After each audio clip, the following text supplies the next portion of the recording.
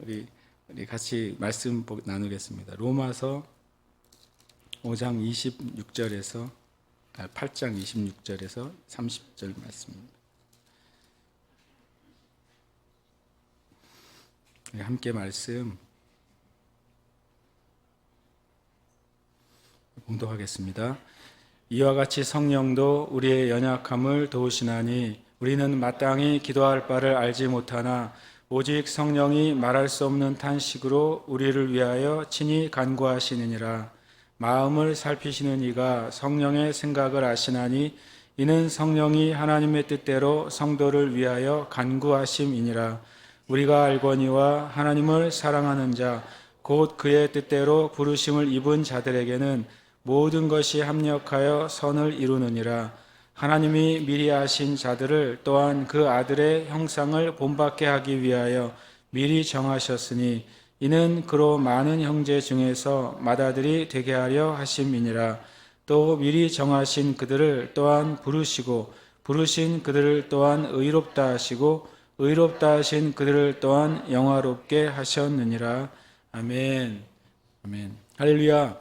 아멘. 제가 어렸을 때 부터 교회를 다닌 모태신앙이라고 말씀드렸잖아요. 어렸을 때부터 교회를 다니면서 계속 제가 들은 말은 내가 하나님에 의해서 선택됐고 그래서 하나님을 믿게 됐고 구원받게 되었다라는 사실을 자주 반복해서 교회에서 설교 중에나 또 집회 중에나 자주 들었어요. 그래서 그 말은 또 성경에서 말씀하시는 진리예요.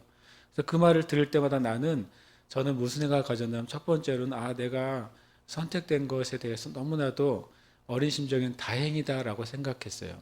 정말 내가 다행이다. 선택받았고 지옥까지 않게 된 것이 정말 다행이다. 이런 생각을 가졌어요. 그러면서 한편으로 하나는 의문이 어린 마음에 제가 들었어요. 그러면 선택받지 않은 사람들은 지옥에 가게 될 텐데 그 사람들은 참 안 됐다. 제 어렸을 때 심정인 거예요. 참 안 됐다. 어쩌다가 선택을 못 받아서 어쩌다가 지옥에 가게 될까. 그 생각을 제가 어렸을 때부터 가졌어요. 근데 조금 자라고 나니까 내가 구원받은 것에 대해서도 감사하는 게 변함이 없고, 그리고 내가 선택받은 것에 대해서도 주님께 정말 감사하는 게 변함이 없는데 두 가지 의문이 드는 거예요.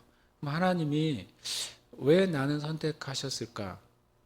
두 번째로는 그러면 저 선택받지 못하고 지옥 갈 사람들은 왜 선택받지 못하고 지옥 갈까?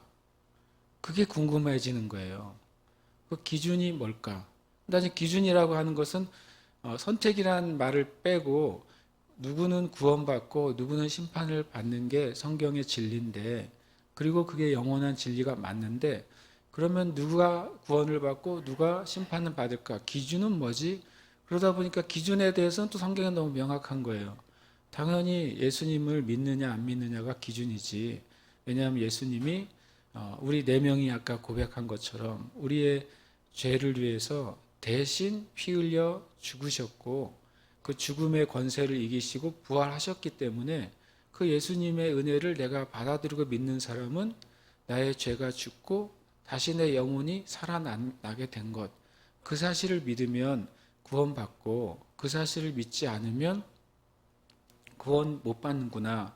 너무 명확하고, 그것을 믿느냐 안 믿느냐를 떠나서 성경에서 너무 정확하게 말씀하시는 진리라는 거예요. 그것은 내가 기준이 그거라는 사실을 제가 자라나면서 알게 됐어요.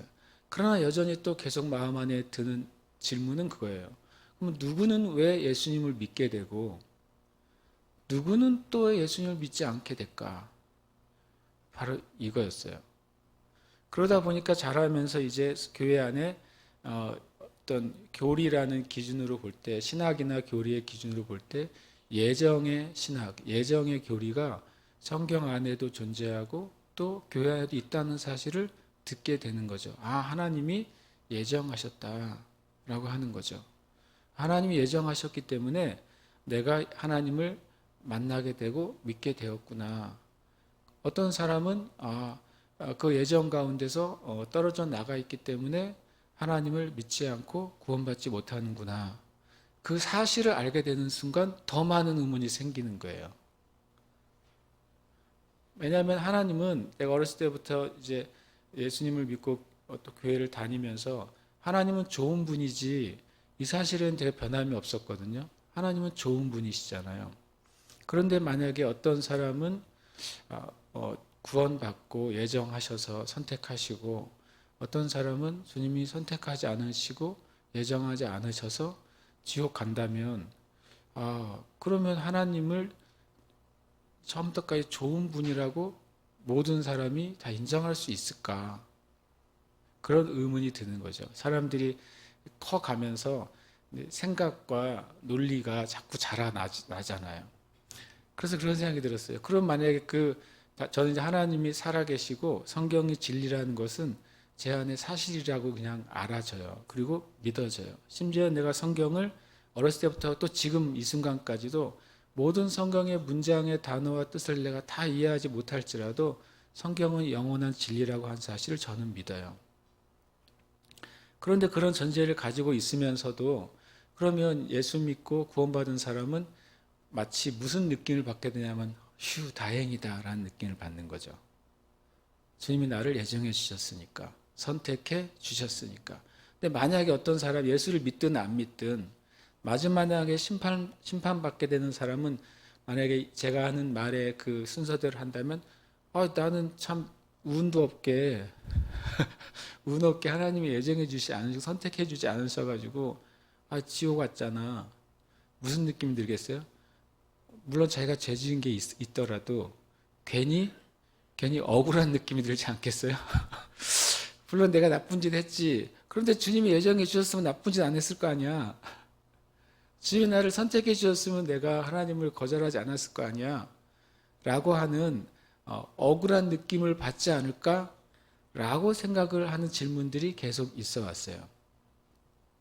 그는 다른 이제 계속 제가 말씀을 읽고 그리고 또 성령 세례를 받고 또 방언을 하게 되고 그리고 기도하고 또 다른 사람에게 전도도 하고 또 뭐 교회에서 성경 공부 리더로 성경을 가르치고 그리고 제가 교사로 10년 교사를 했거든요. 어린 학생들에게 교사로 분반 공부를 10년을 가르치면서도 내 마음 깊은 곳에 가지고 있는 의문 중에 하나였던 거예요. 내가 하나님을 부정하는 것도 아니요. 예수님의 은혜를 감사하지 않은 것도 아니나 그 안에 하나의 제가 아직은 주님이 선하신 것을 믿지만 주님이 사랑이시다는 것을 믿지만 또 공의로우신 주님이라는 걸 믿지만 여전히 제 마음에 시원하지 않은 진리였어요. 여러분은 어떠세요? 저는 지금은 이제 그걸 제가 설명하려고 오늘 하는 거예요. 그냥 오늘 말씀에서 전에 로마서를 읽다가 마틴 루터께서는 로마서 1장에 믿음으로 의롭게 되는 것을 통해서 정말 하나님의 큰 일을 행하셨지만 저한테는 저 안에 하나님이 큰 일을 행하신 본문은 이 본문이에요. 26절부터 30절까지의 본문을 통해서 제가 가지고 있던 그 문제에 대해서 제가 풀어지고 굉장히 하나님이 정말 은혜로우시구나. 그리고 하나님은 정말로 선하시구나. 그리고 하나님은 정말로 공평하시고 공의로우시구나. 라는 사실을 제가 만나게 됐어요. 어때야 공평하냐면요. 여러분과 천국에 갔을 때, 내가 천국에 온 것이 하나님의 은혜입니다. 라고 고백할 수 있어야 돼요. 그렇죠? 그리고 여기서는 없어야 되죠. 누군가가 지옥에 갔을 때, 정말 억울하고 답답하고 괴롭지만, 그래, 이게 내 죄의 결과야. 라는 사실을 인정할 수밖에 없어야 심판이 공의롭고 심판이 되겠죠. 그렇죠? 지옥에 있는 자들이 만약 한 명이라도 저는 항소를 해야 되겠어요. 천국 법정에. 나는 원래 천국 가야 될 사람인데 이게 판결이 잘못돼 가지고 지옥에 와 있어요. 라고 하는 사람이 한 명도 없어야 돼요. 그래야 하나님의 심판이 어떤 거예요? 공의롭고 온전하신 거예요. 그렇지 않습니까? 그거에 대해서 제가 이 의문을 많은 시간을 가졌었던 것 같아요. 그런데 젊었을 때라는 표현 죄송하고 20대 성경을 읽을 때 이 로마서 이 말씀을 읽을 때 정말 제 마음에 빛이 임했어요. 맞아, 하나님은 역시 공의로우셔. 하나님은 선하시고 공평하셔. 누구도 지옥에 간 자도 천국에 가는 자도 하나님이 다 선하시고 공평하시다는 것을 당연히 인정할 수밖에 없지라고 제가 이제 말씀을 깨닫게 된 것이 오늘 이 본문의 말씀이에요. 그러나 하나 고민은 그것을 제가 저와 여러분이 동일하게 동의할 수 있게 잘 말씀 나눌지는 주님의 은혜가 필요해요. 먼저 하나 나누고 싶은 건 어제 이제 목사님 두 분이 같이 설교를 주일 설교할 걸 서로 나누고 이제 서로 이제 코멘트를 해주고 이렇게 기도해 주는데 한 목사님이 최근에 어떤 선교회에서 중국 선교라는 선교회를 통해서 청수 쪽에 있는 어느 교회에서 중국 신학생들의 결혼식을 참여를 했었대요. 제주도가 참 감사하게도 중국의 선교의 문이 닫히고 북방 선교의 문이 닫히고 있는데 제주도에 이렇게 관광객으로 들어온 사람들이 관광으로 들어온 신학생들이 이렇게 단기간 훈련도 받고 또 하나님 은혜도 있고 하는 기회들이 계속 제주도에서 일어나고 있어요. 겉으로 그것을 말할 수 없는 이유가 그게 언제 어디서 몇 명이 어떻게 했다는 걸 알리게 되면 어떻게 될까요? 그러면 북방 선교에 큰 장애물이 되고 아예 올 수 없는 상황이 벌어지잖아요. 그래서 이제 제가 어느 선교회나 교회 이름은 말하지 않겠지만 그래서 그 목사님이 어떻게 우연한 그 선교에 속해 있었다고 하시더라고요. 중국 신학생들의 결혼식을 참여하고 첫 번째는 큰 은혜를 받게 됐고 두 번째는 너무 부끄러웠대요. 결혼식이 일단 3시간이었다 그러더라고요. 우리나라 결혼식은 30분 넘으면 결혼식이 아니죠. 그 다음부터 힘들어요. 또 우리나라 교회 성도들은 주일 11시 예배가 1시간이 넘으면 이제는 예배가 아니죠. 그래서 우리 교회 나오신 분들은 나오시는 것 자체가 승리하신 거예요. 실제로 어느 관광 오셨던 어느 크리스찬 부부가 우리 교회 얘기를 누구한테 소개를 받고 예배를 드리려고 오셨었어요. 수년 전에.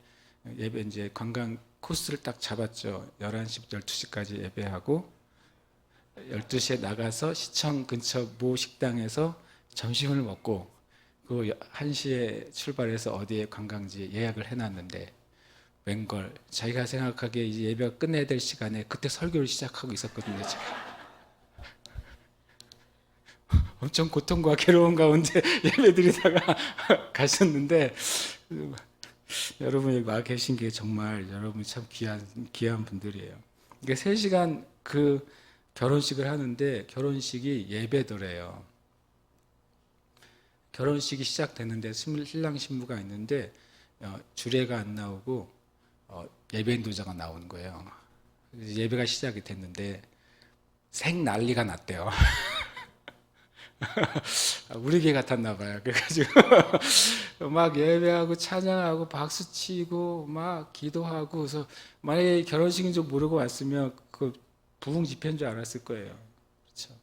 그리고 이제 주례하시는 목사님이 설교를 하는데 그래서 결혼식 설교를 하는데 막 뒤에서 막 아멘 이러고 막 말끝마다 막 여기서 아멘 아멘 아멘 막 나오기 시작하는데 정말 어떻게 보면 이게 결혼식인지 뭔지를 모르는 그런데 이 목사님이 너무 은혜로운 정말 자기가 참여했던 결혼식 중에 이게 진짜 결혼식이구나 하나님 앞에서 한 가족이 태어나는 것이 얼마나 큰 은혜요 하나님께 영광이 되는지를 보게 됐다고 그러셨어요. 그러면서 누가 이렇게 예배드리는 중국 형제 자매들을 보고 참 공산주의 사회주의 그 일당 독재 가운데서 신앙생활은 참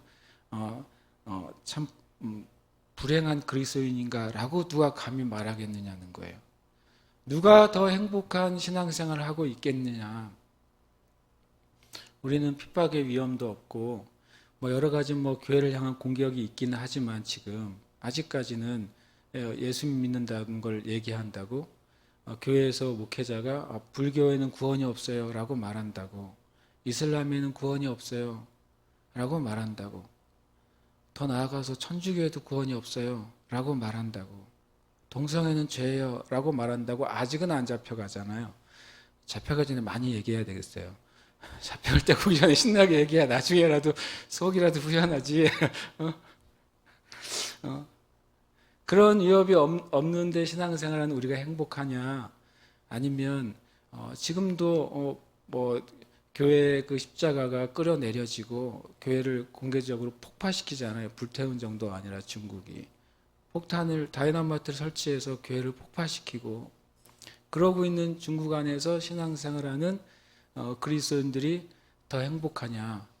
누가 더 행복하냐는 우리가 말할 수는 없어요. 하나님만 보시면 아시겠죠. 그걸 이제 느꼈다고 그러세요. 그러다 그 얘기를 듣다 보니까 제가 3년 전에 한번 중국의 어떤 지역에 독립교회를 제가 방문했었던 적이 있었어요. 그때도 저한테 저는 이제 그냥 방문을 해 갔었는데 그 시간 중에 저한테 2시간 설교를 해달라고, 2타임 설교를 해달라고 이제 말씀하셔가지고 통역자가 있고 설교를 해야 되니까 1시간 설교하면 30분 설교하는 거잖아요. 그래서 제가 30분 평소에 제가 한 설교보다도 짧기 때문에 1시간 정도 해야 되는데 그랬더니 그러면 더 하시라고 해가지고 한 타임에 3시간을 했어요. 제가 그렇게 한 게 아니라 그분이 3시간 하시라고 그래가지고 그리고 한 타임 더 했으니까 2타임을 해서 6시간을 한 거 아니에요. 그런데 놀라운 것은 거기에 이제 독립교회, 지하교회 리더들이 한 200명 있었는데 3시간 동안 한 명도 자리를 안 뜨는 거예요. 움직이지도 않는 거죠. 그 3시간, 그냥 3시간 끝난 다음에 저한테 이제 끝났어요. 이제 끝났더니 어떤 형제가 질문을 안 받느냐. 설교 끝난 다음에 질문은 안 받느냐고 질문해가지고 4시간은 3시간이다. 그리고 그 다음에 더 안 하느냐 이러는 거예요. 그래서 제가 그때 일종의 약간 문화 충격을 좀 받았었거든요. 그 형제들이 이제 생각이 났다고 말씀을 드렸어요. 그렇게 보면 저 여러분이 그 하나님의 그 구원의 은혜를 내가 알고 있는데 그 구원의 은혜가 얼만큼 내 생각과 삶을 이렇게 커버하고 있느냐. 내가 구원받았다는 사실이 내가 지금 돈 문제 때문에 고생하고 있으면 구원받았다는 사실이 내가 가지고 있는 돈과 재정의 문제를 커버할 수 있느냐. 내가 어떤 관계 때문에 지금도 생각만 하면 괴롭고 만약에 우라가 치밀고 열받고 정말 다시는 보고 싶지 않은 어떤 관계가 있는데 그 관계에 일어나는 고통을 내가 구원받은 은혜와 감격이 그것을 커버해 줄 수 있느냐. 또 심지어 내가 육체적으로 질병과 내가 지금 믿음으로 씨름하고 싸우고 있는데 그 육체적인 질병과 씨름하는 그 고통과 인내를 내가 예수 믿고 구원받은 그 구원의 은혜가 그것을 덮어줄 수 있느냐라고 하는 거예요. 그래서 하나님이 나를 구원하시는 은혜가 크다고 느끼면 느낄수록 내가 구원받은 은혜가 정말 너무너무 크고 놀랍다는 사실을 느끼면 느낄수록 저와 여러분의 신앙생활은 완전히 컬러와 색깔은 똑같네요. 달라질 거예요. 그러니까 주님을 예배하는 그 농도가 달라질 거예요. 그렇지 않겠어요? 내가 주님을 찬양하는, 내가 찬송 한 장을 부르는, 내가 성경 한 장을 읽는 그 태도와 그것이 완전히 달라질 거예요. 그렇다고 모든 중국의 성도들이 다 그러냐? 그렇진 또 않겠죠. 또 모든 이 땅에 있는 성도들이 다 이렇게 술에 술 탄 듯 물에 물 탄 듯 주님을 사랑하나? 또 그렇지도 않겠죠. 하나님의 눈에 있어요. 저와 여러분의 기도나 예배나 또 하나님의 진리와 기준으로 내 일상의 삶을 살고 가정의 삶을 살고 직장의 삶을 사는 것은 하나님의 눈에 있어요. 제가 여러분을 점수를 매길 수도 없고 여러분도 서로를 점수를 매길 수 없어요. 하나님께 있어요. 그러나 성경의 기준은 명확한 거예요. 성경의 진리는 변함이 없는 거예요.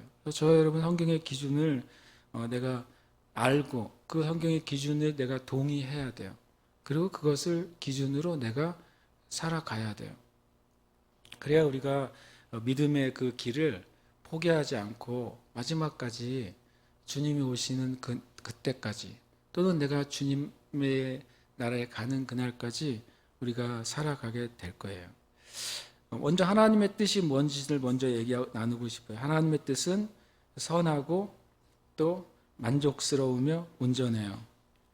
이게 무슨 의미냐면 로마서 12장 2절을 보시면 그런 말씀이 있어요. 너희는 이 세대를 본받지 말고 오직 마음을 새롭게 함으로 변화를 받아 하나님의 선하시고 기뻐하시고 온전하신 뜻이 무엇인지 분별하도록 하라. 이것이 주님께서 우리에게 우리의 삶에 한 가지 중요한 기준으로 주신 말씀이에요. 너희는 이 세대를 본받지 마라. 이 세대를 본받지 말라고 하는 것은 이 세대의 기준과 유행을 따라서 너의 삶을 결정하거나 선택하지 말라는 거예요.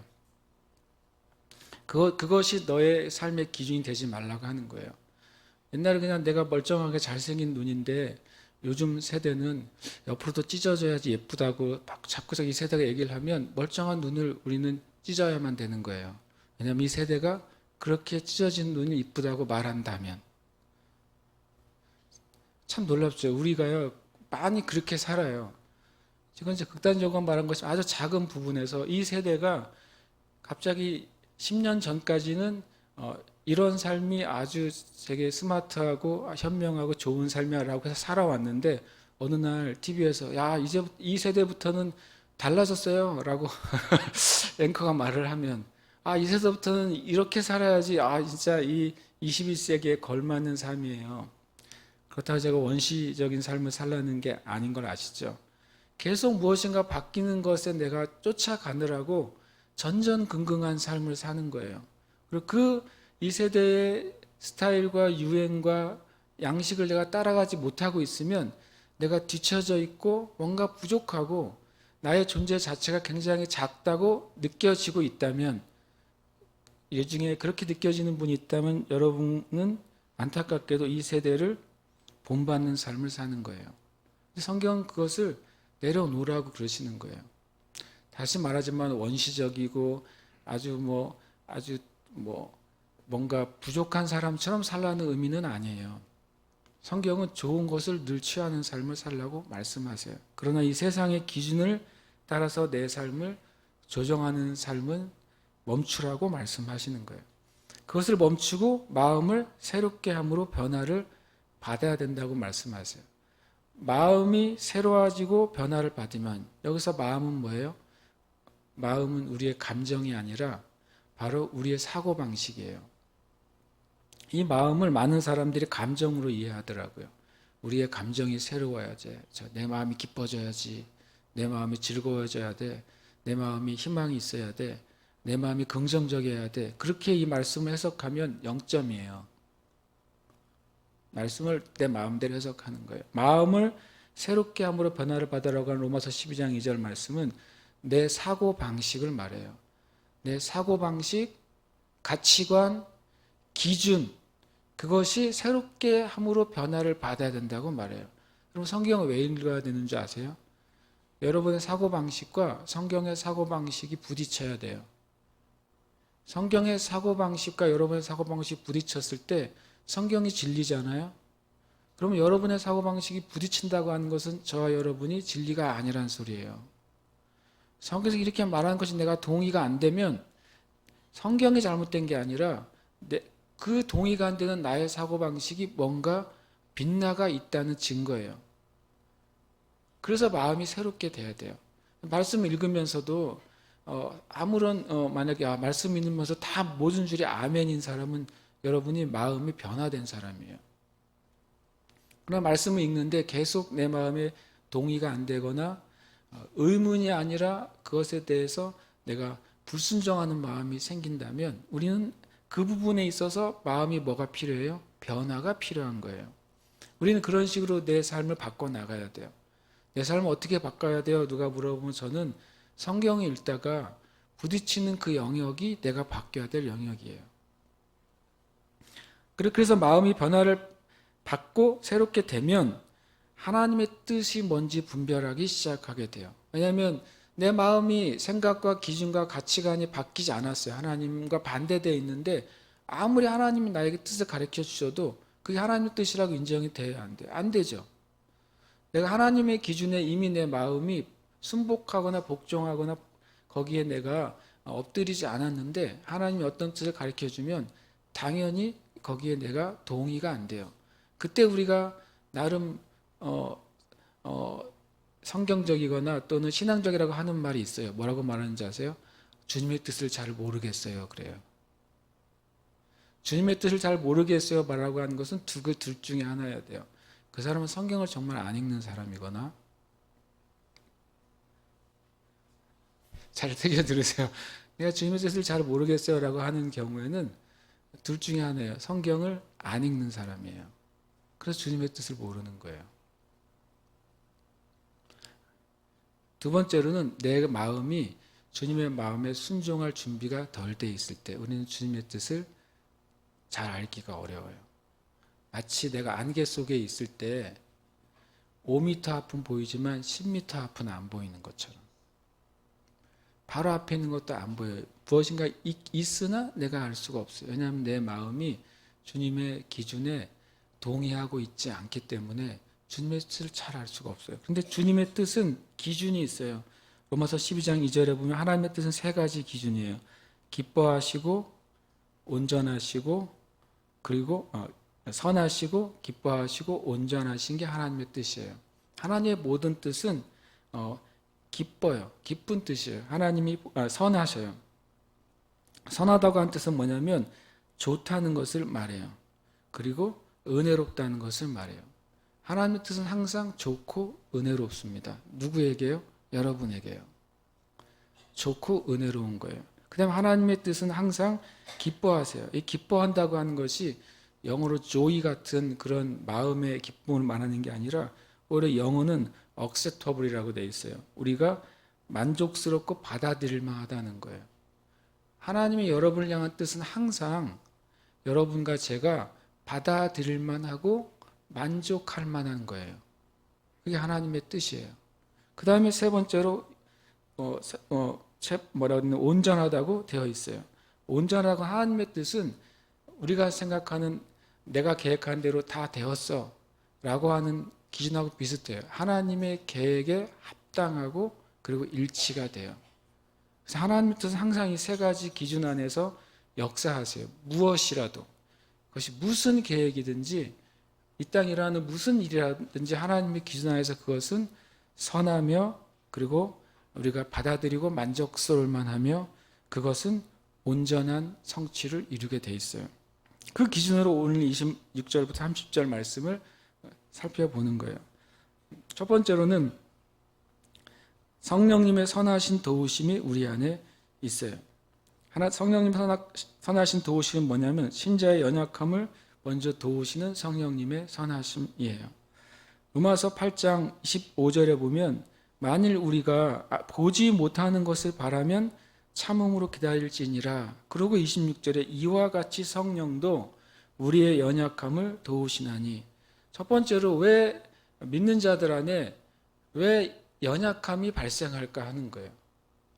왜 연약함이 발생할까? 왜냐하면 진정한 신자는 25절에 있는 것처럼 실제로 진정한 신자가 구하고 있는 천국의 삶은 아직 나타나지 않고 보이지 않는 것이기 때문에 연약함이 발생해요. 내가 다 알고 있고 보이고 있는 것이라면 그것을 믿고 취하고 그것을 바라보고 사는데 전혀 부족함이 없겠죠. 그리고 전혀 문제가 없겠죠. 그런데 우리는 보지 못하는 것을 바라는 자들이기 때문에 이런 것이죠. 미래를 알 수 없으면서도 미래를 위해 기도하는 존재예요. 우리는 아직 미래가 이루어지지 않았는데도 미래에 이루어질 것을 믿고 기도해야 하는 존재고 기도하고 있는 존재가 그리스도인들이에요. 그래서 거기에 연약함이 발생하게 돼요. 그 연약함이 뭔지 아세요? 미래를 알지 못해요. 그러나 미래에 대해서 믿음으로 기도해요. 그때 마음에 찾아온 연약함이 이런 거예요. 내가 하는 기도가 그 하나님의 뜻에 맞느냐 하는 연약함이 생기게 돼요. 내가 하는 기도가 하나님 뜻에 맞을까 안 맞을까에 대해서 궁금증이 우리의 연약함이에요. 더 나아가서 혹시 내가 하는 기도가 내 욕심으로 하는 기도가 아닐까? 라고 하는 의문이 드는 것도 우리의 연약함이에요. 그래서 이것 때문에 우리 안에 기도하면서 어떤 한편에 일종의 영적인 고민이 생기고 문제가 발생하게 돼요. 성령님은 그 연약함을 아시고 도우신다는 거예요. 왜냐하면 이 26절에 보면 우리는 마땅히 기도할 바를 알지 못하나 이것이 우리의 연약함이에요. 미래는 이루어지지 않았어요. 근데 미래에 대한 믿음을 갖게 됐어요, 내가. 그래서 미래를 위해서 일하는 위해 기도해요. 그런데 마음 한쪽에는 내가 마땅히 기도할 바를 잘 기도하고 있는지, 그것이 하나님의 뜻과 일치하는지, 혹 내 욕심과 내 기준으로만 기도하는 것이지 아닌지라고 하는 의문의 연약함을 늘 지니게 된다는 거예요. 성령님은 그것을 어떻게 하신다고요? 아신다는 거죠, 먼저. 그리고 그것을 도우세요. 진짜 문제는 뭐냐면요, 신자가 하나님의 뜻을 잘 모르는 게 문제가 아니라 이러저러한 핑계로 실제로 기도의 자리에 안 나가는 게 문제예요. 그리고 매 순간마다 어떤 일이 일어날 때 먼저 하나님께 기도하지 않는 게 우리가 가지고 연약함보다 더 큰 문제예요. 그리고 이것이 또 기도할 바를 무엇인지 깨닫지 못하는 것보다 더 큰 문제예요. 여러분과 제가 기도하는 걸 시작하지 않는다면 제가 오늘 드리는 말씀은 아무 효력이 없을 거예요. 오늘부터 기도하시길 축복합니다. 할 수 있으면 기도의 자리에 나와서 기도하시길 축복해요. 그렇게 할 수 없는 상황이라도 성령 하나님이 우리 안에 거하시기 때문에 내가 어디서든지 하나님의 이름을 부르며 기도할 때 하나님은 우리의 기도에 들으시고 응답하세요. 그것을 믿고 기도하시길 축복합니다. 근데 이 신자가 기도할 바를 알지 못하고 기도하고 있을 때 성령께서 신자의 영 안에서, 믿는 자의 영 안에서 신자를 위해 탄식하며 기도하세요. 우리가 지난주에 나눈 것처럼 성령님은 누구의 안에 계세요? 우리 믿는 자의 영 안에 계시잖아요. 근데 믿는 자가 하나님을 의지하고 기도해요. 기도하는데 연약함이 있어요. 내가 바른 기도를 하고 있는지에 대해서 때로는 확신이 들지 않을 때가 있고, 내가 하는 기도가 하나님의 뜻과 명확하게 일치하는지 잘 알지 못하는 상황에서 기도할 수도 있어요. 그러나 기도하기 시작할 때 성령께서 그 믿는 자의 심령 안에서 말할 수 없는 탄식으로 하나님께 같이 기도하신다고 성경은 말씀하세요. 그러면 무슨 일이 일어나겠어요? 두 가지 일이 일어납니다. 그러니까 다시 말하면 신자가, 믿는 자들이 하나님께 기도하기 시작해요. 그런데 연약함을 가지고 기도하기 시작해요. 그때 성령님은 그 믿는 자의 영 안에서 하나님께 말할 수 없는 탄식으로 그 믿는 자를 위해서 하나님께 간구하기 시작해요. 이 일이 일어나고 있을 때 첫 번째로는 믿는 자가 성령님을 의지해서 기도하는 동안 하나님의 뜻을 차츰차츰 알아가게 되는 은혜를 허락해 주세요. 그래서 내가 기도하는 것이 하나님 뜻에 부합하는지 부합하지 않는지를 더 깨닫게 돼요. 기도하기 시작할 때. 왜냐하면 성령님이 그 영혼에서 같이 탄식하며 기도하시기 때문에. 그래서 많은 그리스도인들이 내가 이 제목을 가지고 기도하고 주님께 간구하는 동안 때때로 나의 기도의 제목이 바뀌었어요 라고 말하는 간증을 듣게 되는 거예요. 때로는 똑같이 기도하지만 그전하고 또 좀 다른 포커스, 다른 방향으로 이것을 위해 기도하게 되었어 라는 고백을 하게 돼요. 왜냐하면 성령님께서 그 믿는 자의 영 안에서 탄식하며 함께 기도해 주시기 때문에 그래요. 두 번째로는 믿는 자가 연약함이 있을지라도 성령님을 의지하고 기도하기 시작할 때 하나님의 역사가 시작돼요. 우리는 여전히 연약한 가운데 있다 할지라도 성령님이 그 안에서 같이 도우실 때 하나님이 그때 역사하시기 시작합니다. 그것을 말씀하시는 것이 이제 28절이에요. 우리가 알거니와 하나님을 사랑하는 자 곧 그의 뜻대로 부르심을 입은 자들에게는 모든 것이 합력하여 선을 이루신다고 말씀하고 있어요. 하나님을 사랑하는 자에게 임하는 은혜가 뭐냐면요, 아주 쉽게 말하면 성령님이 역사하신다는 거예요. 왜 하나님을 사랑하는 자에게 성령님이 역사하실까? 로마서 5장 5절 우리가 전에 읽었던 성경에 보시면 이렇게 되어 있어요. 소망이 우리를, 믿는 자들을 부끄럽게 하지 아니함은 믿는 자에게 주신 성령으로 말미암아 하나님의 사랑이 믿는 자의 마음에 부은 바 됨이니라고 돼 있어요. 그러니까 성령님이 이 믿는 자들의 마음에 임하실 때 뭐가 부어진다고요? 하나님의 사랑이 부어져요. 그러니까 우리의 영 안에 성령님이 거하실 때 하나님의 사랑이 부어져 있다고요. 그래서 사랑은 뭐에만 반응해요? 사랑에만 반응해요. 그래서 이 말씀에 보면 우리가 알거니와 하나님을 사랑하는 자라고 말했어요. 우리 안에는 예수 믿을 때 하나님의 사랑이 부어져 있어요. 근데 이 사랑이 언제 작동하냐면, 하나님의 사랑의 역사가 우리가 근데 언제 작동하냐면 내가 하나님을 사랑할 때예요. 사랑이, 내가 하나님을 사랑하는 갈망과 사랑이 하나님이 내 안에 부어주신 사랑이 역사하게 만들어요. 그 사랑이 아닌 것에는 이 내 심령에 부어진 하나님의 사랑이 반응이 일어나지 않는 거예요. 그래서 우리가 기도할 바를 알지 못하고 기도할 때에도 성령님 의지해서 기도하게 되면 이 하나님을 사랑하는 마음 때문에 내 안에 부어주신 성령님이 역사하기 시작해요. 그래서 성령님께서 가져다 부으신 하나님의 사랑이 이 믿는 자가 성령으로, 사랑으로 그것에 보답할 때 하나님은 그 믿는 자 안에서 이제 온전히 운행하세요. 여러분과 제가 하나님을 온전히 사랑하게 되면 하나님의 능력도 온전히 역사해요. 왜냐하면 사랑은 죄를 이기거든요. 죄를 덮거든요. 또 사랑은 심판을 이기거든요. 사랑은 죽음보다 강하거든요. 내 안에 어둠과 죽음의 요소가 있을 때 내가 하나님을 사랑하게 되면 하나님의 성령 안에서 부어진 하나님의 사랑이 내 안에서 역사하세요. 그럼 죽음과 심판과 죄가 내 안에서 계속 밀려나가게 되는 거예요. 그래서 28절에 하나님을 사랑하는 자에게 역사가 일어나요. 근데 그 다음에 이렇게 말씀하고 있어요. 하나님을 사랑하는 자, 곧 그 뜻대로 부르심을 입은 자들에게는 이라고 말해요. 전에 어떤 분이 저에게 이런 말을 했어요. 제가 늘 고민이 뭐냐면 하나님이 나를 부르셨는지 안 부르셨는지 어떻게 알 수 있죠? 라고 저한테 질문을 했어요. 늘 그게 고민이래요. 내가 교회도 다니고 집사도 됐는데 하나님이 나를 불렀다는 것을 어떻게 내가 그 증거를 알 수 있는가? 하나님이 나를 불렀다고 하는 확신만 있으면 너무 좋겠다. 그러시는 거예요. 그래서 제가 거꾸로 질문을 했어요. 집사님 마음에 질문해 보세요. 내가 하나님을 사랑하는가? 그분이 그러더라고요. 당연히 하나님을 사랑하죠. 그랬어요. 그 다음에 제가 이 말씀을 펼쳐드렸어요. 우리가 알거니와 하나님을 사랑하는 자. 그 다음 단어가 뭐예요?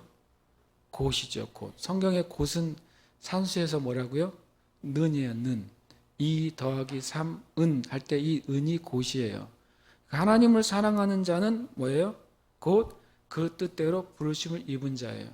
하나님의 뜻대로 부르심을 입은 자 안에는 뭐가 있어요? 하나님을 사랑하는 마음이 있어요. 여러분 안에 하나님을 사랑하는 마음이 있으십니까? 하나님에 대한 그 사랑의 느낌이 있으십니까? 하나님에 대한 사랑의 감정이 있으세요?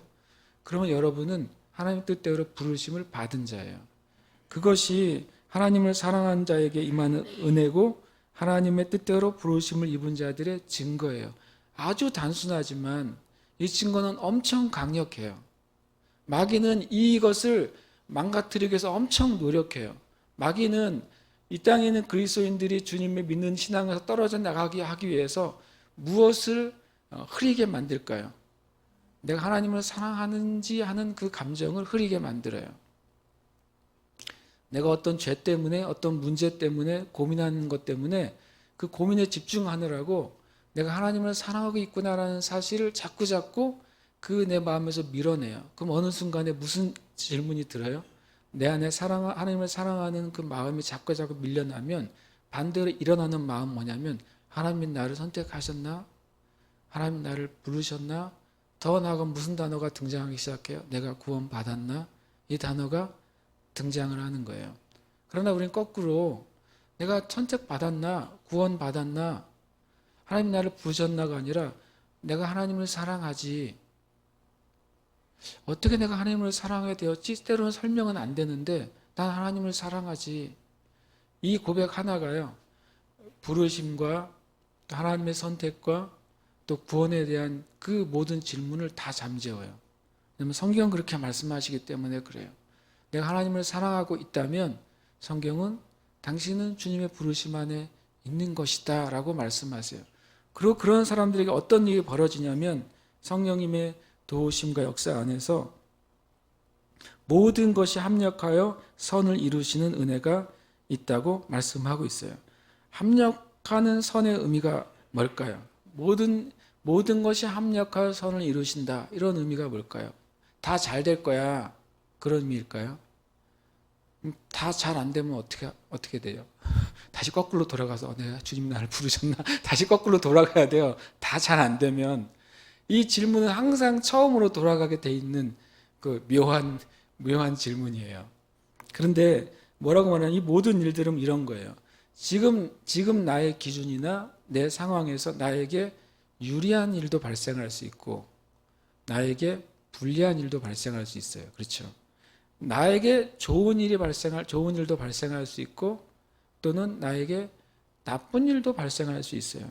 심지어는 나에게 선한 일도 발생할 수 있고 악한 일도 발생할 수 있어요. 그런데 어떤 믿는 자가 하나님을 사랑한다는 고백을 포기하지 않고 있을 때, 또 하나님을 사랑한다고 하는 그 고백을 계속 주님께 올려드리는 그 상태에 있을 때 하나님은 유리하고 불리한 일, 좋고 나쁜 일, 선하고 악한 일들이 다 이것이 어떤 방향으로 흐르도록 역사하시냐면 하나님의 선한 목적과 그리고 내 삶을 향한 최고의 목적을 향해 흘러가도록 이끄신다는 거예요.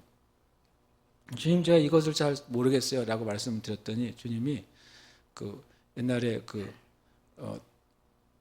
우물에서 이렇게 두레박을 내려서 퍼 올리잖아요. 퍼 올릴 때 그냥 우물에 두레박을 내려서 내 손으로 잡아 끌면 엄청 힘들잖아요. 그 사람들이 지혜를 발견했죠. 어떻게 했죠? 돌을 하나 걸어놓고 거기에 줄을 걸어서 당기는 거예요.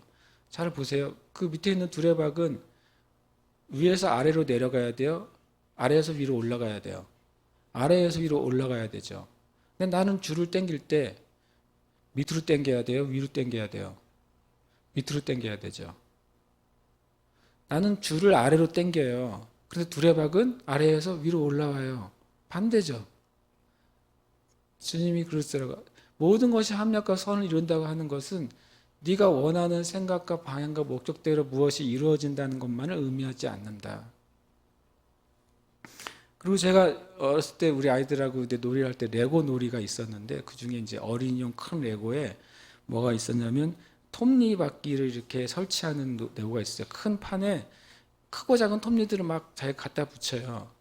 그리고 내가 원하는 방향에 손잡이를 놓고 그걸 돌리면 그 톱니들이 막 돌아가면서 어떤 쪽에 어떤 일이 일어나게 만들어요. 뭐 톱니 위에다가 어떤 뭐 이렇게 뭐 돌아가는 걸 설치해 놓은 게 막 돌아가기도 하고 톱니 위에 어떤 걸 설치하면 그걸 뭔가 방아를 찢기도 하고 그런단 말이죠. 근데 가만히 보면 내가 손잡이를 가지고 오른쪽으로 톱니를 돌리는데 그 다음 톱니는 어디로 돌아가요? 왼쪽으로 돌아가게 돼 있어요. 그럼 그 다음 톱니는요? 다시 오른쪽으로 돌아가요. 그럼 하나의 톱니에 세 개의 톱니를 걸어 놓으면 내가 하나가 돌아갈 때 톱니는 세 개가 돌아가는데 세 개가 또 다른 방향으로 돌아가요. 근데 맨 끝에서는 뭐가 돼요? 무엇인가 결과가 나타나요.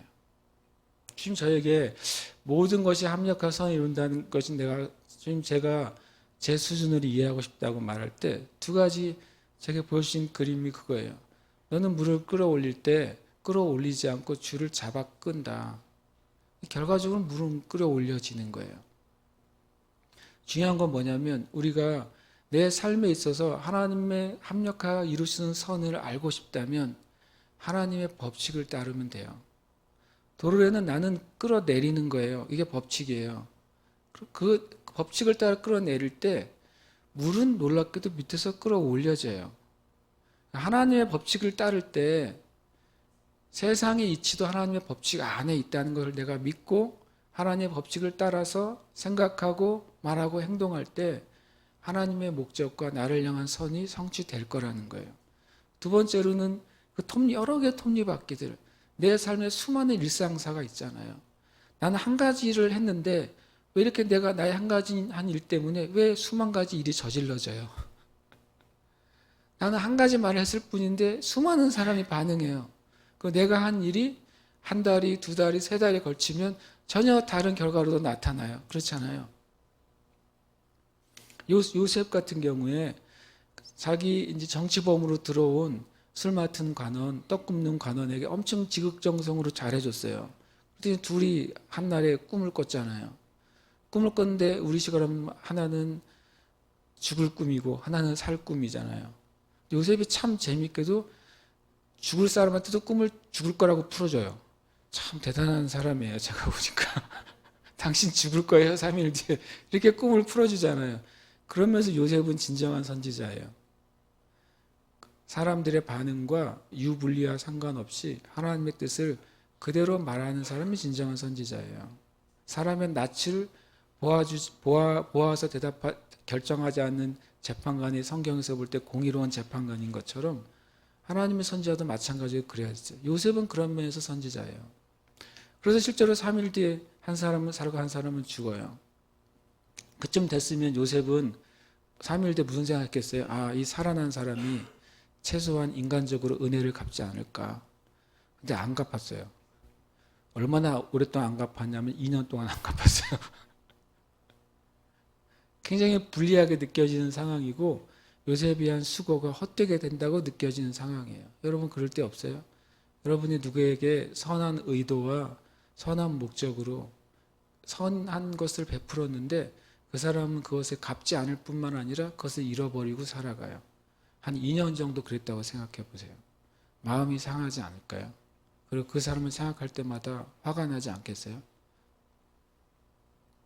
근데 하나님이 2년을 기다리게 하시고 2년째 바로에게 꿈을 꾸게 하시고 그 바로의 꿈 때문에 요셉이 놀라운 일을 경험하게 돼요. 톱니가 생각하지 않은 곳으로 돌아가는 거예요. 하나님을 사랑하는 자들, 그 뜻대로 부르심을 입은 자들에게는 모든 일에 합력해서 하나님의 선한 목적을 성취하게 돼 있어요. 근데 문제는 저와 여러분이 그 톱니를 열받는다고 집어 뽑지만 않으면 돼요. 아, 여기 있어봤자 소용이 없구나. 내가 그 손잡이를 집어 뽑고 다른 데 끼우는 것이죠. 내가 원하는 방향으로 돌아갈 그 톱니에 연결해서 돌리는 거예요. 결코 하나님의 선하심이 저 여러분 삶과 열매에 맺을 수가 없어요. 왜냐하면 내가 뽑아버렸거든요. 다시 그 자리에 끼워 놓기 전에는 하나님이 내 삶의 주인이 되시고 내가 하나님의 뜻과 진리의 기준으로 살 때 주님이 내 삶의 모든 일을 합력하셔서 수많은 톱니들을 주님께서 주관하셔서 그 결과를 낼 것이라는 사실을 믿기 전에는 절대로 하나님의 선하심이 다시 있을 수가 없겠죠. 여러분이 이 하나님을 사랑하는 자, 곧 그 뜻대로 부르심을 입은 자들에게 하나님의 선이 성취될 거라는 것을 정말 마음에 동의하고 믿으시길 축복합니다. 그리고 그 다음부터 이제 제가 처음 말한 질문, 여기서부터 제가 이제 제 마음에 품은 질문들이 해결이 되기 시작했고, 그 다음에 29절이 저에게 너무 중요한 그 말씀이 됐어요. 제가 처음에 시작할 때 구원과 또는 부르심이나 선택에 있어서 제일 마음에 걸리는 게 그 선택의 예정의 교리라고 말씀을 드렸어요. 흔히 말하는 칼빈 신학에 있어서는 이중 예정이라는 단어를 누구나 동일하게 씁니다. 이중 예정이 뭐냐면 하나님께서 사람이 태어나기 전에 그 사람이 천국에 갈지 지옥에 갈지를 예정해 놓으셨다라고 하는 신학의 교리예요.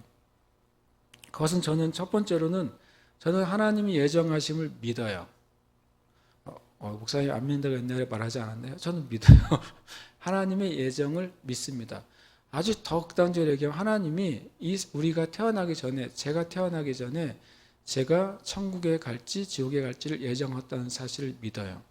그런데 문제는 그러면 하나님이 목사님을 지옥에 가도록 예정해 놓으셨으면 지금 목사하는 거 아무 소용이 없잖아요. 그렇죠? 제가 저를 심판받도록 예정해 놓으셨으면 제가 지 아무리 온 천지를 다면서 복음을 전하는들 무슨 소용이 있어요? 예정해 놓으셨는데.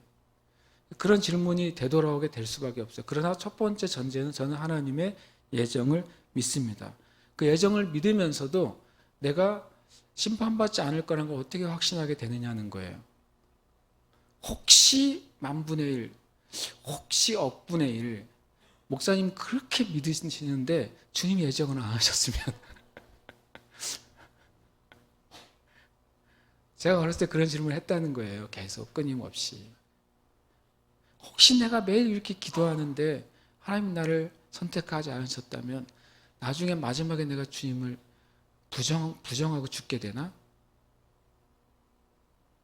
주님이 밤새 기도하시고 사도 12를 택하셨어요. 밤새 기도하시고. 제가 철회하는 거하고 예수님이 철회하는 건 수준이 다르겠죠. 밤새 철회하시고 하나님의 뜻을 물어서 12명을 택하시고 사도라고 칭하셨어요. 그 중에 그 사람이 있잖아요. 유다가 있잖아요. 그러면 거봐, 하나님이 사도로 택했어도 주님이 지옥 가도록 선택하셨으니까 지옥 가는 거야. 그 말이 무서워지는 거예요. 그 말이 정말 무서워지는 거예요. 잘못하면요. 그런데 그럼에도 불구하고 내가 하나님이 예정이 선하시다는 걸 어떻게 내가 고백하고 내가 예수 믿고 끝까지 천국 갈 거라는 걸 어떻게 내가 확신할 수 있느냐는 거예요. 첫 번째 제가 주제를 이렇게 말했어요. 하나님의 구원하시는 선한 목적과 예정이 있어요. 예정이 없으면 하나님이 이 세상을 향한 예정이 없으면 하나님 일단 하나님이 아니세요. 될 대로 되라가 아니에요. 주님이 정해놓으신 것이 없다면 주님이 혹 창조를 하셨을지라도 정해놓으신 것이 없으니까 역사는 그냥 알아서 흘러가는 거죠. 정해놓은 것이 없다면, 예정한 것이 하나도 없다면. 그러나 그렇지 않습니다. 하나님은 역사와 나라에 대해서 예정하셨다고 성경은 말씀하고 있어요. 주님이 계획하신 것이 반드시 이루어질 거라고 성경은 말씀하고 있다는 거예요. 그런데 문제는 뭐냐면 제가 첫 번째 주제가 이거예요. 하나님의 주권과 인간에게 부여된 의지예요. 우리의 모든 삶과 구원과 심판에 대한 주권은 있어야 돼요, 없어요? 있어야죠. 아무도 심판관이 없으면 그 결과에 대해서 아무도 만족할 사람도 없어요. 그죠? 그리고 아무도 불만족할 사람도 없어요. 심판관이 없다면. 그러나 하나님은 심판관이세요. 하나님이 유일한 우리의 생명과 이 땅의 역사와 또는 구원과 심판에 대한 주권을 가지신 유일하신 분이 하나님이세요. 하나님의 권리예요. 당연히 하나님께 있어요. 근데 만약에 두 번째로는 권리는 있어요. 그런데 하나님이 이 권리를 행하시는, 주권을 행하시는 기준이 없다면 하나님은 폭군 하나님이 되시는 거예요. 무제한의 권한이 있고 그 다음에 기준이 없으면 뭐가 돼요? 폭군이 되는 거예요. 왕권이 한도 없이 많은데 기준이 없다. 그럼 폭군이에요. 대통령의 권한이 무제한인데 법이 없다. 그럼 폭군이 되는 거죠. 그죠? 자기가 원하는 대로 할 수 있으니까. 근데 첫 번째 하나님은 폭군이 아니세요. 그 말은 뭐가 있다는 소리예요? 기준이 있으시다는 거예요. 그리고 하나님의 그 주권을 행하시는 기준이 온 세상의 모든 인류가 동의할 만한 것이어야 돼요. 그래야 하나님이 선하시다고 고백할 수가 있고 인정할 수가 있는 거예요. 다시 말하자면 만약에 하나님의 주권이 기준이 없이 구원과 심판이 이루어지면 예수 믿고 구원받은 사람의 입장에서는 운이 좋은 것이고 심판받는 자는 운이 나쁜 거예요. 그러나 하나님은 그렇지 않으시죠. 하나님은 폭군도 아니시고 또 하나님은 공의로우신 분이고 기준이 있으세요. 그래서 하나님의 심판도 정당하고 구원도 정당해요. 그럼 답은 무엇인가? 답이 이거예요. 인간의 의지를 존중하신 하나님의 주권과 전능하심이에요.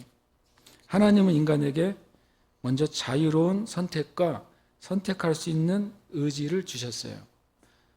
성경이 우리가 제일 먼저 하나님이 아이덴 동산을 창설하시고 이 아담과 하와에게 에덴 동산에서 살게 하시면서 첫 번째 주님이 일종의 컨디션, 조건을 하나 줬어요. 조건이 뭐냐면 생명나무와 선악을 아는 지식의 나무, 선악과가 아니라 성경에는 지식의 나무라고 되어 있어요.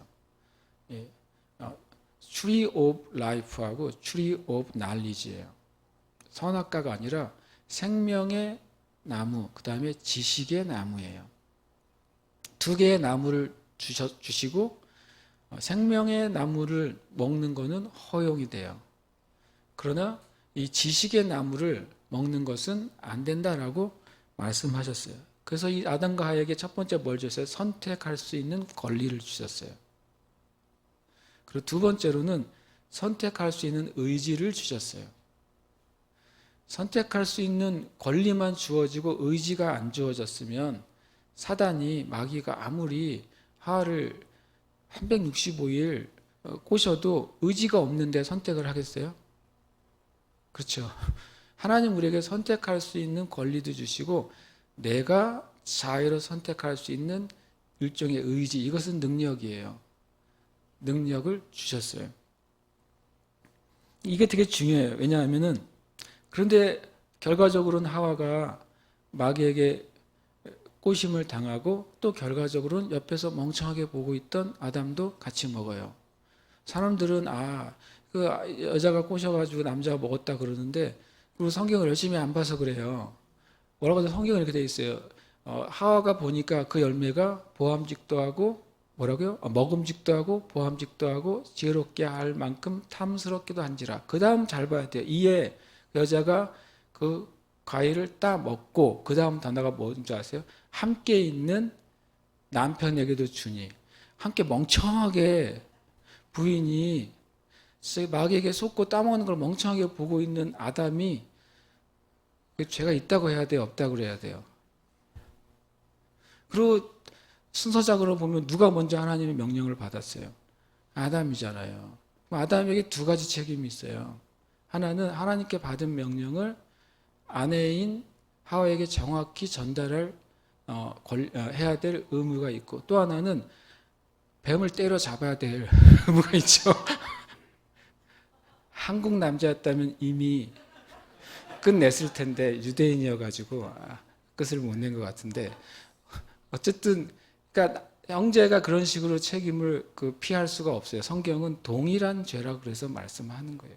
동일한 죄 가운데 들어가게 됐어요. 그럼 만약에 하나님이 예정하셨다면 이렇게 말장난이 이루어지기 시작해요. 하나님이 하와가 뱀에게 속도록 예정하셨다.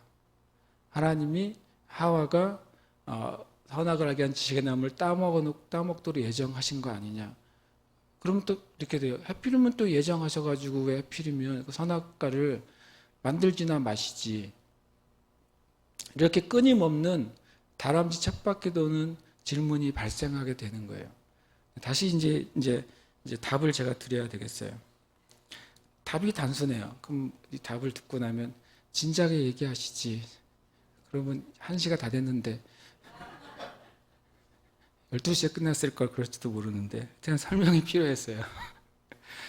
답은 29절에 그대로 나와 있어요. 우리가 예정이라고 하는 단어가 어디서 나왔을까요? 29절에 가만 찬찬히 보시면 하나님 미리 아신 자들 또한 그 아들의 형상을 본받게 하기 위하여 미리 뭐 했다고요? 정하셨어요. 미리 정하셨으니까 그게 예정이에요. 이해하시죠? 저는 옛날에 예정만 이해했어요.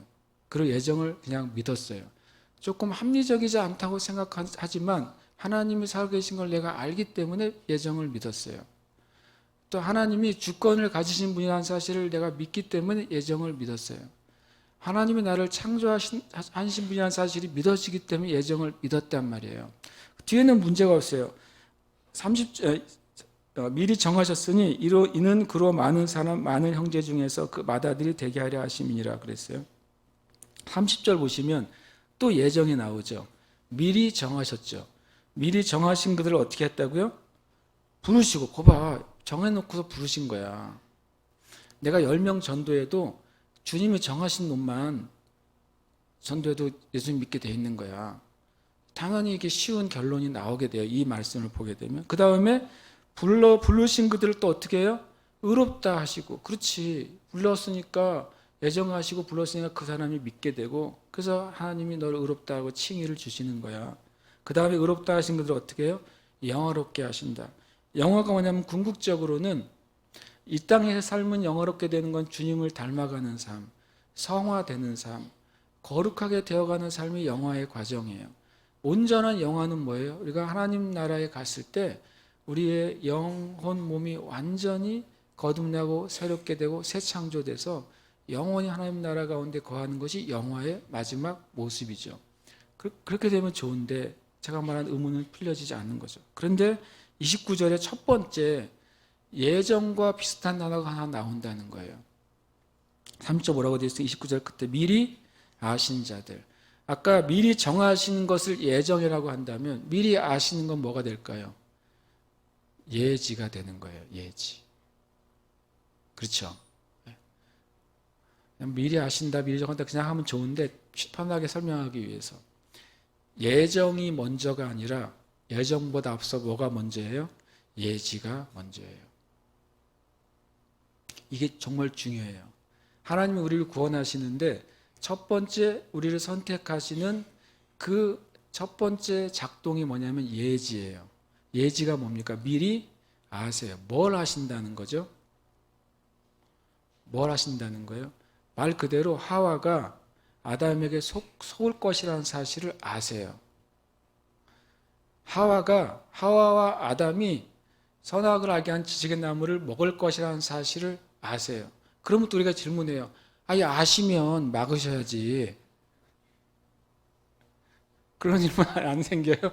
하나님 왜 치사하시게 아시면서 왜 안 막으셔? 근데 그것은 사랑이 아니에요.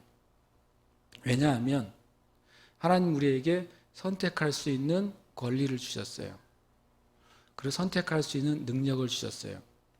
그리고 그것을 선택해야만 하게 하시면 그것은 사랑이 아니에요. 우리가 하나님을 선택하게만 되도록 우리를 프로그램하셨으면 그것은 사랑이 아니라 뭐예요? 강제 또는 강요예요. 여러분과 제가 하나님을 사랑하도록 강제되고 프로그램되고 강요받아서 하나님을 사랑하게 되면 하나님은 그 사랑을 사랑으로 받게 되실까요? 우리 사람은 참 놀랍게도요. 우리 존재는 그런 사랑을 다른 사람에게 요구할 수도 없고 요구하면 안 된다는 사실을 알면서도 하나님께는 요구해요. 어떤 형제가 어떤 자매를 너무 사랑해가지고 저 자매가 나를 사랑하게 해야 되겠다. 그래서 납치해가지고 묶어놓고 너 나를 사랑하게 사랑할 때까지 내가 풀어줄 수 없어. 사랑해. 그래도 안 되니까 안 되겠군. 그래서 마취를 시켜가지고 뇌 구조를 바꿔. 나를 사랑하도록. 당신은 나를 사랑해야 하는 존재야. 이제 계속 세뇌해. 그래서 깨어났던지 여인이 내가 당신을 사랑해요 라고 말했어요. 사랑하는 행동만 하게 됐어요. 그 사랑이에요? 그것이야말로 가장 비인간적이고 비인격적인 행동이죠. 근데 하나님한테 우리가 그거를 강요해요. 왜 내가 하나님 떠날 때 중간에 나타나셔서 떠나지 못하게 하지 않으셨어요? 하나님 내가 왜 죄 지을 때 나타나셔서 그 죄 못 짓게 하지 않으셨어요? 우리 자신은 그런 식의 사랑이나 그런 식의 삶이 비인격적이고 비인간적이라는 사실을 알면서도 하나님한테는 그걸로 원망해요. 참 웃기죠, 우리가요. 하나님의 예지와 예정은 완전히 사랑이세요. 우리가 완전히 선택할 수 있는 완벽한 자유를 사랑으로 주셨어요. 우리가 선택할 수 있는 완벽한 자유의 능력을 사랑으로 주셨어요.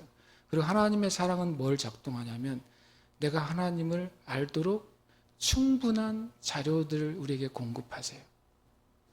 절대로 하나님을 못 알아볼 수 없도록 하는 수많은 근거와 환경과 상황을 우리에게 공급하세요. 그리고 우리 보고 너는 나를 선택해라 라고 말씀하시는 거예요. 그래서 하나님은 100% 공의로우세요. 그리고 100% 사랑이세요. 근데 하나님은 예정하셔야 돼요. 왜냐하면 이 세상은 하나님의 뜻 가운데 열매를 맺어야 되기 때문에. 그래서 미리 아시기 때문에 예정하시는 거예요. 그럼 나는 그 하나님의 예정 안에서 난 주님을 선택했어요. 제가 선택했죠.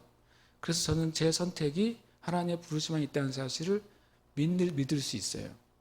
그리고 제가 지금 선택한 것 때문에 영원히 하나님 나라에 갈 거라는 사실을 끝까지 확신할 수 있어요. 그게 하나님의 사랑하심이면서 공의로우심이에요. 근데 우리가 참 마음에 악해서 하나님의 그 놀라운 사랑으로 주시는 자유를 역이용해서 주님이 살아계시다면 나한테 이 일이 왜 일어나야 돼요? 라고 묻는 거예요. 우리가 우리 자녀들에게는 그렇게 하지 않으면서, 그리고 내에게도 그런 일이 일어나기를 원치 않으면서 하나님에게는 그렇게 말하는 거예요. 저 여러분은 진짜 사랑을 받은 거예요. 진짜 사랑을 받았고 진짜 완벽한 자유를 우리는 사랑으로 받았어요. 그래서 여러분과 제가 주님을 선택할 수 있게 됐고 선택하게 된 거예요. 하나님 참 너무 선하십니다. 제가 오늘 말씀을 여러분이 100이면 100이 다 온전히 이해하게 말씀을 전하지 못했을 수도 있어요. 그러나 분명히 저 여러분이 이 자리에 있고 우리가 하나님을 사랑한다면 저 여러분이 하나님의 부르심과 구원 안에 있다는 사실은 변하지 않아요. 그것이 하나님의 정말 놀라운 사랑의 은혜입니다. 그래서 전지하신 하나님의 은혜로운 예정 그리고 공의로운 심판이 우리의 삶에 있습니다. 혹 이 중에 그 고민이 있었다면 내가 정말 하나님 나를 부르셨나? 하나님 나를 선택하셨나? 내가 제대로 하나님을 믿고 있는가? 고민이 있다면 이 질문을 거꾸로 뒤집어서 난 하나님을 사랑하고 있는가? 그거 생각하면 돼요. 여러분 안에 하나님에 대한 하나님을 생각할 때 내 마음에 놀랍게도 어떤 마음에 선하고 좋고 따뜻한 감정이 일어난다면 여러분 주님 사랑하는 거예요. 그러면 부르심 받은 것 안에 여러분이 있어요. 다만 이제 우리가 하나님의 뜻을 더 알고 그 선하신 열매가 우리의 삶에 오게 하려면 하나님의 말씀을 알고 말씀의 기준 안에서 생각하고 말하고 행동하기 시작하는 거예요. 그러면 하나님의 열매를 우리가 반드시 보게 될 것입니다. 아멘. 기도하겠습니다. 이 시간 기도할 때 저는 그 기도를 되게 많이 해요. 저 하나님을 알거든요. 하나님이 나를 사랑하신 걸 알아요. 그런데도 제가 자주 하는 기도는 주님 내가 하나님을 더 알고 싶어요. 이 기도예요. 하나님의 사랑에 만약 수치가 있다면 나는 하나님의 사랑의 그 숫자를 100쯤 안다면 하나님의 사랑은 1000일까? 그럼 내가 10%라는 걸까? 아니란 말이죠. 하나님의 사랑 우리가 알면 알수록 하나님의 사랑의 그 한량없는 크기를 우리는 더 보게 돼요. 그래서 불만족이 아니라 더 깊은 갈망으로 나가게 되는 거예요. 저 여러분 하나님 더 알기를 원하고 하나님 더 알게 해주시고 하나님의 그 사랑하심과 은혜로우심과 공의로우심을 더 알게 하여 주시옵소서. 이 시간 기도하십시다. 아버지 하나님 감사합니다. 주님의 그 사랑은 한량이 없으십니다. 저를 향한 또 이 자리에 예배하는 형제 자매들을 향한 함께 주님 인터넷으로 예배한 그 자매들을 향한 하나님의 사랑하심과 공의로우심은 변함이 없으십니다. 그리고 끝이 없으십니다. 하나님의 사랑의 은혜 안에 우리가 있습니다. 하나님의 놀라운 주님 권세와 권위 아래 우리가 있습니다. 하나님의 도우심과 함께 하시는 은혜 아래 있습니다. 지금 우리가 더 이상 믿음의 삶 가운데서 좌로나 우로나 흔들리지 않게 하시며 더 이상 부르심의 확신 가운데서 뒤로 물러가지 않게 하시며 더 이상 하나님의 능력과 은혜와 사랑에 대한 의심을 가지지 않게 하시고 믿음으로 나아가게 주시옵소서. 믿음으로 나아가게 주시옵소서. 우리의 마음에 일어나는 또 많은 질문들이 있습니다. 그러나 우리가 하나님을 알아갈 때 지금 우리에게 말씀하시고 알려주실 것입니다. 깨닫게 하시고 보게 하실 것입니다. 우리로 듣게 하시고 행하게 하실 것입니다. 그래서 주님의 선하심과 의로우심을 인하여 감사합니다. 주님의 선하시고 기뻐하시고 온전하신 뜻으로 인하여 감사합니다. 합력하여 선을 이루시는 아버지 하나님의 놀라운 능력을 인하여 감사드립니다. 하나님, 우리가 찬양할 따름이요 감사할 따름이요 주님을 신뢰할 따름입니다. 우리는 진리를 위하고 진리를 높일 따름입니다. 그럴 때 주님께서 역사하시며 우리를 회복하시며 그 능력의 자리, 구원의 자리로 우리를 이끌어 주십니다. 하나님, 이 자리에 있는 그 자매들, 함께 예배하는 모든 이체들 가운데 하나님의 사랑의 은혜, 공의로우신 은혜, 놀라우신 능력의 은혜를 체험하게 하시고 지금 이 시간 주의 은혜의 사랑을 경험하도록 주님 은혜 내려 주시옵소서. 사람으로는 할 수 없으되 하나님으로는 다 하실 수 있느니라. 하나님의 말씀에는 능치 못하심이 없느니라.